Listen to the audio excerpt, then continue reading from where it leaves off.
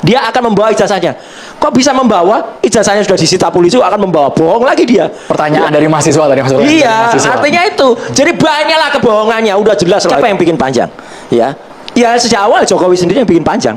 Ya, kalau mau dari awal, udah banyak contohnya. Arsul Sani ditanya ijazahnya, tunjukkan. Obama, saya ditanya ijazahnya kemarin, saya tunjukkan. Perkara orang-orang masih ribut ya, silahkan aja. 400 lebih hari ya dibutuhkan polisi itu untuk memberkaskan. Mana ada persoalan sebenarnya sederhana. Kata polisi dulu katanya ini 2 bulan aja selesai. Nyatanya enggak, karena ya palsu. Mana ijazah aslinya saja nggak pernah ada ya. Pakai 712 barang bukti. 712 barang bukti adik-adik. Itu isinya apa? Formulir Jokowi ketika mendaftarkan wali kota, ketika mendaftarkan apa. Enggak ada, pokoknya ada mesin ketik juga. Ya, terus ada USB flash disk dari orang-orang yang tidak ada hubungannya. Ngapain juga? Buktinya cukup satu, ijazah aslinya. Dan sekarang kalau ada cerita, dia akan membawa ijazahnya. Kok bisa membawa? Ijazahnya sudah disita polisi, akan membawa, bohong lagi dia. Pertanyaan dari mahasiswa tadi, Mas. Iya, artinya itu. Jadi banyaklah kebohongannya, udah jelas lah itu. Ya, jadi makanya kalau mau dia tampil di sidang, tunggu saja tanggal mainnya. Udah banyak caranya. Banyak tuh relawan-relawan bilang, nggak boleh tampil di sidang, nanti akan ada keamanan gini. Bahkan akan diusulkan nanti adalah pakai Zoom. Itu kan udah jelas lah, niatnya aja udah nggak akan datang ke sidang, dan saya tidak akan percaya dia datang di sidang. Itu satu. Adik, ya itu jelas ya. Hakim tuh clear banget ya. Saya salut kepada Pak Ketut Darmawan. Mas Roy Suryo? Oke, ini menarik ya. Saya nyambung dikit. Yang jelas, yang katanya dosen pembimbingnya saya sudah ngaku, Pak Kasmujo itu, dia bukan mahasiswa bimbingan. Saya bukan dosen pembimbing, saya bukan dosen akademiknya, dan saya waktu itu lagi masih asdos. Tapi yang menarik tadi ada pertanyaan dari Bang Andrew, sampai kapan tuh kira-kira langsung? Memang yang namanya ijazah ini akan panjang. Nah ini kontroversi sambil diarahkan ke Prof Firmanto. Kontroversi ijazah masih akan panjang. Jadi adik-adik silahkan terus belajar hukum, kebetulan ya. Nikmatilah rezim baru ini. Prof Firmanto. Ahli pidana akan memberikan keterangan di hadapan majelis hakim terkait dengan pokok perkara yang diperdebatkan dalam sidang pra-peradilan. Salah satunya terkait pengembalian berkas dalam proses penyidikan atau penuntutan. Keterangan ahli ini menjadi bagian dari pembuktian termohon sebelum majelis hakim menjatuhkan putusan.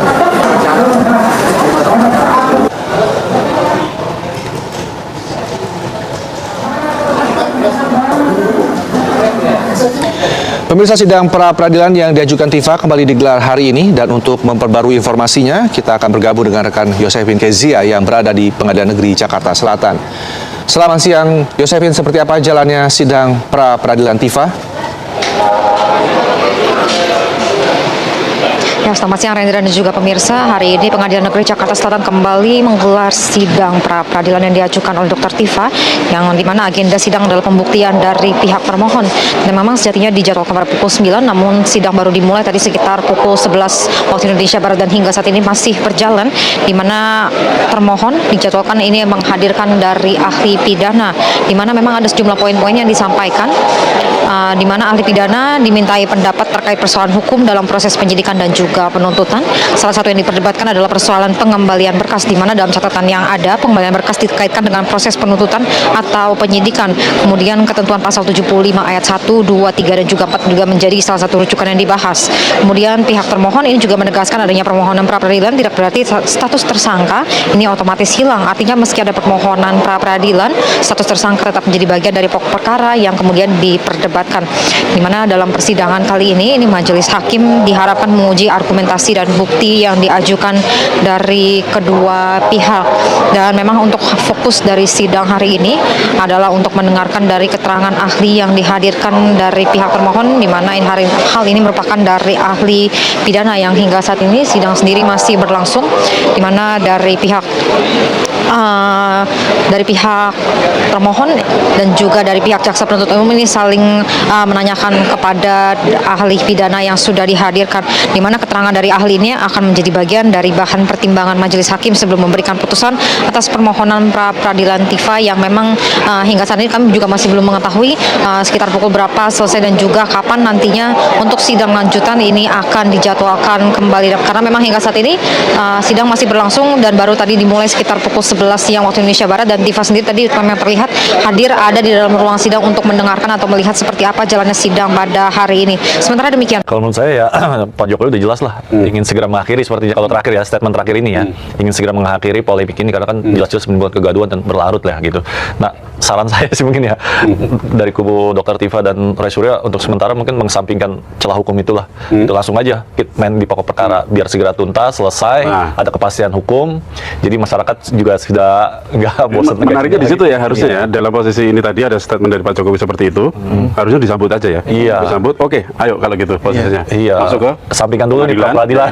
Masuk ke pengadilan, karena kan posisinya tadi juga mengatakan kan kalau Pak Jokowi diminta untuk hadir, dia akan hadir dengan membawa ijazah dari SMA, dari SD, SMP, SMA ya, dan sampai universitas ya. Cuma nggak disebutin yang satunya nih. Kampus mana?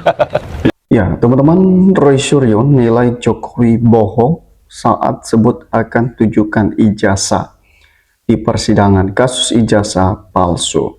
Ya, jadi teman-teman, lagi-lagi kita melihat bahwa Roy Suryo menyebut bahwa Jokowi adalah bohong lagi.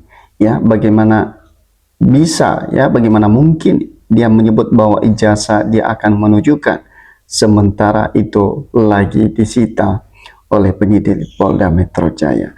Ya, jadi teman-teman, ini dikabarkan para tersangka ini masih menyebut bahwa ya, dalam pernyataan mereka menyebut mantan Presiden Jokowi ini adalah bohong lagi terkait dengan pernyataan-pernyataan dari mantan Presiden Joko Widodo yang menyebut bahwa akan menunjukkan ijazahnya, akan membawa ijazahnya. Padahal kita melihat ya, menurut dari para tersangka menyebut bahwa itu tidak mungkin karena barang tersebut lagi disita oleh penyidik Polda Metro Jaya. Jadi pada akhirnya teman-teman, ini ketahuan terkait dengan omongan Pak Jokowi ini kepada para tersangka, sehingga mereka menyebut bahwa ini adalah kebohongan publik. Ya, jadi teman-teman, coba kita melihat sebenarnya kenapa para tersangka ini begitu beraninya ya menyampaikan bahwa mantan Presiden Joko Widodo ini adalah bohong lagi terkait dengan pernyataannya untuk menunjukkan ijazah. Oke, kita langsung melihat teman-teman bahwa menyatakan tersangka kasus tudingan ijazah palsu Presiden ke-7 RI Joko Widodo. Roy Suryo menanggapi soal pernyataan Jokowi yang menyebut akan menunjukkan ijazah dari SD, SMP, SMA hingga sarjana di pengadilan. Roy menilai bahwa pernyataan Jokowi itu hanyalah bohongan belaka. Ya, jadi jelas teman-teman bahwa memang itulah yang disampaikan oleh Roy Suryo ini, bahwa apapun yang disampaikan ya, yang disebut oleh Jokowi akan menunjukkan ijazahnya tersebut, bahwa itu adalah hanya sebuah bohongan belaka. Ya, jadi teman-teman ya, ini tidak bisa dibayangkan ya, kalau Roy Suryo ini ya berani menyebut seperti itu ya, bahwa Pak Jokowi akan menunjukkan ijazahnya dari SD, SMP, SMA, bahkan S1 ya. Menurut dari Roy Suryo bahwa ini adalah hanya sebuah kebohongan saja. Teman-teman, bagaimana menurut Anda? Jadi karena menurut Roy, bagaimana mungkin Jokowi bisa menunjukkan ijazahnya di pengadilan saat ijazah aslinya kini berada di tangan penyidik? Ya, jadi kemudian tadi dia katakan, saya akan tunjukkan ijazah, jelas-jelas ijazahnya. Enggak, dia kok bohong lagi kan? Itu kan ijazah katanya sudah disita oleh Polda Metro Jaya pada tanggal 23 Juli. Waktu wawancara eksklusif dengan Kompas TV kan awal Desember, dia bilang ijazah saya pegang. Ya, gimana mau pegang ijazah? Ijazah sudah disita, bohong terus orang ini. Ya, kata Roy Suryo dalam tayangan di program Sapa Indonesia Malam. Jadi waktu itu disampaikan oleh Roy Suryo teman-teman, dan akhirnya ini terbongkar lagi kebohongan demi kebohongan. Ya, menurut dari para tersangka ini adalah hanya sebuah kebohongan. Ya, kalau menyebut bahwa akan ditujukan, akan diperlihatkan, dan pada akhirnya tidak pernah ditujukan, dan menurut para tersangka ini adalah hanya sebuah kebohongan belaka. Ya, mestinya penegakan hukum ini harus tegas. Ya, kalau misalnya itu benar bohongan, ya plus bohongan lagi, ya mestinya penegakan hukum ini harus benar-benar yang menegakkan keadilan, ya berani menunjukkan dan bukan hanya omongan-omongan saja. Oke, kita lanjut lagi. Dikatakan lebih lanjut, Roy Suryo menegaskan saat ini yang dibutuhkan bukan hanya sekedar menunjukkan ijazah milik Jokowi, namun yang perlu dilakukan adalah pengujian kembali ijazah Jokowi di laboratorium forensik independen. Ya. Jadi teman-teman, ini sepertinya kepanikan ya bagi relawan-relawan Jokowi sebenarnya. Ya kalau misalnya ijazah asli itu ditujukan, bukan hanya itu saja yang disampaikan oleh para tersangka ini, bahkan mereka meminta supaya ini diuji kembali ya di lab 4 ya, ini secara independen, karena mereka mungkin bisa saja ya, saya perhatikan mereka itu ya hasil yang pertama dari uji laboratorium di penyidik Polda Metro Jaya, saya rasa bahwa mereka itu ya masih ragu-ragu begitu terhadap hasil dari lab 4 Polri tersebut begini. Karena bagaimana tidak teman-teman, karena memang Roy Suryo ini meminta kembali supaya ini dilakukan pengujian ulang terhadap ijazah asli dari mantan Presiden Joko Widodo. Nah, jadi apa yang diuji, sementara yang aslinya itu tidak pernah ditujukan dan tidak pernah diperlihatkan. Ya, jadi sepertinya ini menurut saya agak aneh begitu teman-teman. Ya, terkecuali kalau ijazah aslinya sudah ditujukan, sudah diperlihatkan, ini baru bisa dilakukan pengujian ya secara independen dan secara terbuka dan secara bersama-sama dilakukan oleh para tersangka dan juga dari pihak Pak Jokowi. Ya, kemudian bahwa ngapain ditujukan di persidangan harus diperiksa. Makanya kita juga kemarin mengusulkan ya untuk rakyat Indonesia juga melihat, lakukan uji independen di peneliti independen, misalnya di BRIN, UI dan lain sebagainya. Ya, sebagainya, Roy Suryo telah mengajukan uji laboratorium forensik lab 4 secara independen oleh Badan Riset dan Inovasi Nasional BRIN atau Laboratorium Forensik Universitas Indonesia UI pada 4 dokumen milik Jokowi termasuk ijazah.